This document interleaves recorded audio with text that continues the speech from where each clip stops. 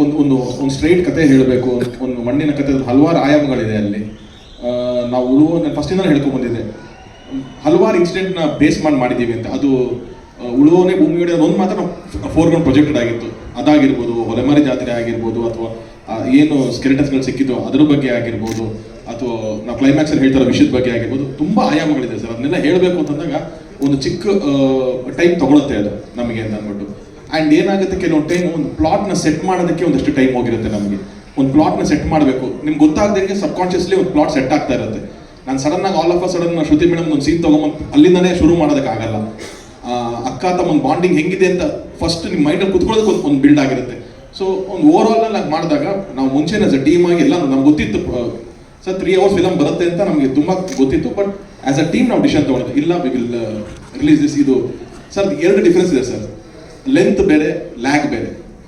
Lag ಅನ್ನೋದು 2 hour ಫಿಲಮಲ್ಲೂ ಬರುತ್ತೆ, 3 hour film ಕಡೆ ನಿಮ್ಗೆ ಎಂಟರ್ಟೈನಿಂಗ್ ಕೂತ್ಕೊಳ್ಳುತ್ತೆ. ಸೊ ರೀಸೆಂಟ್ ಫಿಲಮ್ಸೇ 3.25 hour ಇರೋ ಫಿಲಮ್ಗಳೆಲ್ಲ ನಾವು ನೋಡಿದ್ದೀವಿ ಎಷ್ಟು ದೊಡ್ಡ ಹಿಟ್ ಆಗಿದೆ ಅಂತ ಅಂದ್ಬಿಟ್ಟು. ಸೊ ನಮಗೆ ಡ್ಯೂರೇಷನ್ ಬಗ್ಗೆ ಏನು ಅಂತ ಕಂಪ್ಲೇಂಟ್ಸ್ ಇಲ್ಲ ಸರ್.